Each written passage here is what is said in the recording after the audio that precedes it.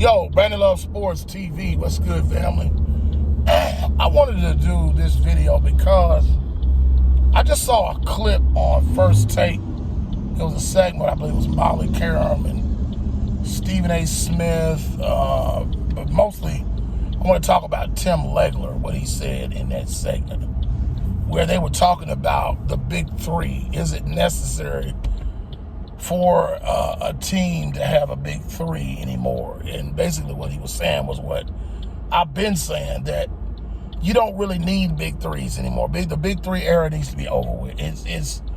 You only need really two good players, and then you have to have the right complementary players around. One all-star, one superstar, one all-star, and then just great role players around them, Or even the second guy don't even have to be an all-star. He can just be a guy who just a high-level scorer. You got a third guy who's, can rebound, can play good defense. And then, when called upon, he'll be your main scoring role player. But you don't need three big stars to win. And like I tell you, I know y'all ain't going to like what I had to tell you, but, LeBron James, he started all of that, where, try to put the rest of the league at a disadvantage. And it's not necessary to have three big superstars to win a championship. You don't have to have that. All you need is two great players, really good, productive offensive players.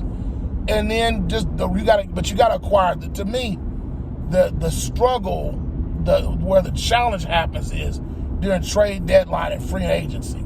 Like, what team can get the best pieces around the two big guys you got? And, pretty much the Lakers, that ship is sailed. LeBron James, and nobody wants to play with him. He's ruined it. If I was Anthony Davis, I'd be on the first train out of L.A. Because they're not going to build anything. They're done. They're finished. Because LeBron James has made Los Angeles so toxic, nobody wants to play with him. So, but all the other teams that are salvageable, that have some self-respect, the only way you're going to win that battle is in free agency.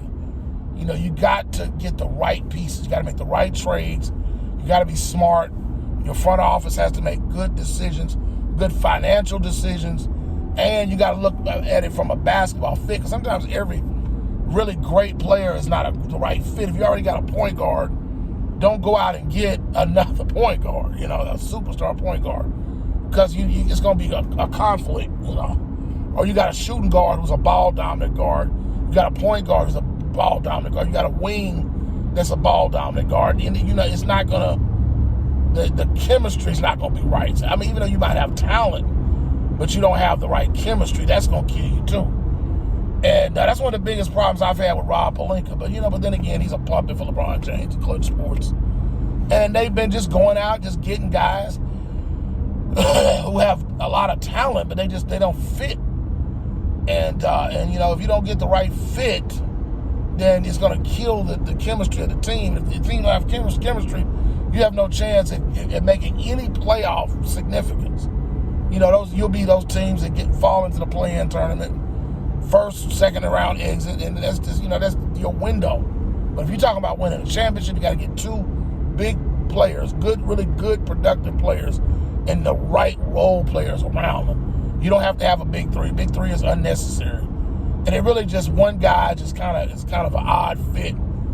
And they got to give up something. And then, a lot of times egos get involved and money becomes a problem. And then it eats up so much salary cap room too. So, you got to draft smart, you got to trade smart, and you got to find the right pieces in free agency. All right, y'all, Brandon Love Sports TV. Shout out to the LDBC Lions Den basketball community. I'm out. Peace.